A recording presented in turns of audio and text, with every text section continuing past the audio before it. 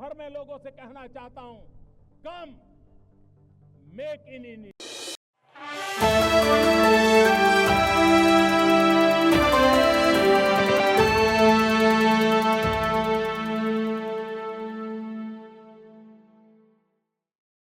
Reforms का आज दिन है, शारदीय नवरात्र। आप देख सकते हैं कि जो उत्पाद घरेलू लेवल पर अरुणाचल प्रदेश में बनाए जाते हैं उनको किस तरह से अब धार दी गई, यानी वोकल फॉर लोकल। जो तमाम उत्पाद लोकल लेवल पर बनाए जा रहे हैं उनके लिए प्रधानमंत्री का आह्वान इस बार के जो शारदीय नवरात्र हैं, दिवाली का उत्सव है कि लोग ज़्यादा से ज़्यादा वही सामान खरीदें जो कि भारत में बनता है। और आप देख सकते हैं कि अरुणाचल प्रदेश की अगर बात की जाए तो ऑर्गेनिक फूड का ये स्टॉल है जहां पर किस तरह से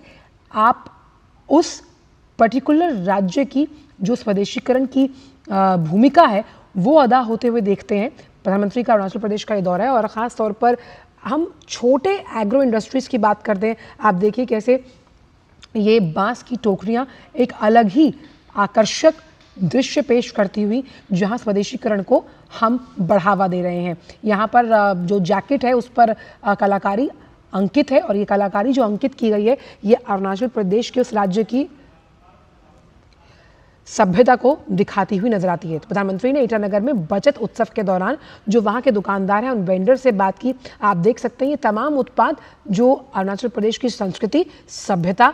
के परिचायक के तौर पर, और जिस तरह से प्रधानमंत्री ने साफ तौर पर कहा कि आप अपनी दुकानों पर भी बोर्ड लगाइए कि यहाँ पर भारतीय निर्मित, भारतीय संरक्षित स्वदेशी सामान मिलता है। और ये स्वदेशी सामान कैसे, जब हम जीएसटी से बचत की बात कर रहे हैं, हम जीएसटी से एक नया अध्याय लिखने की बात करते हैं, यानी कि 2.0 नेक्स्ट जनरेशन रिफॉर्म्स, तो आपके खर्च करने की क्षमता को बढ़ाता है। और स्वदेशीकरण से खास तौर पर ये आने वाले जो ये त्यौहार हैं इस पर अगर हम भारतीय निर्मित चीज़ें खरीदते हैं तो हम जो वहाँ का लोकल वेंडर है, आप देखिए कि आप उसके दोनों हाथों को कितना मजबूत करते हैं कि वो अपने छोटे से व्यवसाय, छोटे से उद्यम, छोटे से एंटरप्रेन्योरशिप से एक बड़ी सफलता की कहानी लिखने जा रहा है। और ये बात की हमने ईटानगर की, और ईटानगर के तमाम जो छोटे दुकानदार हैं, वेंडर्स हैं, उनसे बातचीत करें। आप देखिए कि इससे जब जिस आत्मनिर्भर भारत की बात हम लगातार कर रहे हैं, उस आत्मनिर्भर भारत के स्वप्न को संकल्प से सिद्धि के साथ पूरा करना और देश के सर्वांगीण विकास में इसी आत्मनिर्भरता के साथ आगे बढ़ना। प्रधानमंत्री ने अभी हाल ही में ये बात कही थी कि आत्मनिर्भरता ही हमारा अस्त्र है और इसके बिना भारत की अगर बात की जाए तो भारत के पास कोई विकल्प नहीं है। और विकल्प ना होने से उनका मकसद और उद्देश्य कहने का ये था कि हमें हर क्षेत्र में अपने आप को आत्मनिर्भर बनाना ही होगा। और आत्मनिर्भर बनाने की पहली सीढ़ी, पहली धुरी ये है कि अपने स्वदेशीकरण को हम पुख्ता करें, पक्का करें हर मंच पर। अगर हम और आप इस बात को याद करें कि स्वदेशी की अलख बापू ने जिस तरह से खादी और सूत काट कर जगाई थी, उसी को आगे ले जाते हुए प्रधानमंत्री ने हर मंच से ये कहा कि मेड इन इंडिया, यानी सामानों पर अब ये चिट जब लगेगी तो कैसे ये भारत को वैश्विक पटल पर एक मजबूत, सशक्त और आत्मविश्वास से लबरेज छवि के साथ विकसित करती हुई नजर आएगी, जहां हर राज्य का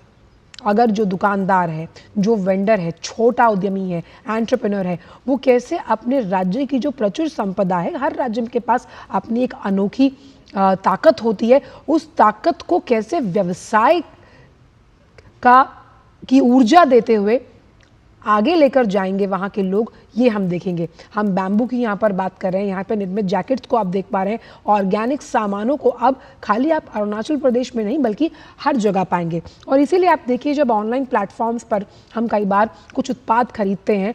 उन उत्पादों के जो पीछे बनाने वाले हाथ हैं वो सभी भारतीय हैं। और आप दिल्ली में बैठकर उत्तराखंड का उत्पाद खरीद सकते हैं, आप दिल्ली में ही बैठकर आप अरुणाचल प्रदेश से आए हुए इन उत्पादों का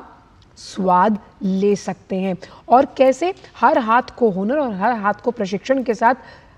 स्वावलंबन की इस राह को प्रधानमंत्री ने लोगों से आत्मसात करने के लिए कहा, लोगों से ये कहा कि कैसे आप अपने ही राज्य को, आखिरकार जैसे कि उन्होंने एक बार कहा था कि असम का एक दुशाला पहने जब वो चल रहे थे तो लोगों ने उन्हें साफ तौर पर पहचाना कि शायद वो असमीज हैं। और ये जो गौरव का पल होता है कि आप कुछ भी सामान किसी राज्य से खरीदते हैं तो आप उसी की संस्कृति के परिचायक और उसी की संस्कृति का प्रतिबिंब बनकर आप चलते हैं। और भारतीय उत्पादों की धूम हमने विदेशों में देखी है कि किस तरह से भारतीय कलाकृतियों को, भारतीय कला, संस्कृति, सभ्यता को विदेशों में पसंद किया जाता है, लोग उससे अनुग्रहित होते हैं। और यहाँ प्रधानमंत्री अरुणाचल प्रदेश के जब दौरे पर हैं, यहाँ छोटे उद्यमियों और वेंडर और दुकानदारों से बात करें और आप इनकी दुकानों पर वहाँ के जो इम्पॉर्टेंट उत्पाद है जो वहीं बनाए जाते हैं, आप देख सकते हैं कि कैसे स्वदेशीकरण का लिबास पहने ये उत्पाद हर उद्यमी के चेहरे पर ये मुस्कान लाते हैं। और देखिए, गर्व से कहिए हम स्वदेशी हैं। और इसी स्वदेशीकरण से, इसी भाव से, इसी मंत्र के साथ, इसी आह्वान के साथ और इसी वायदे के साथ प्रधानमंत्री ने हर मन से कहा कि आने वाले त्योहारों में आप गर्व से स्वदेशी अपनाइए, स्वदेशी पहनाइए और स्वदेशी ही दिखाइए। और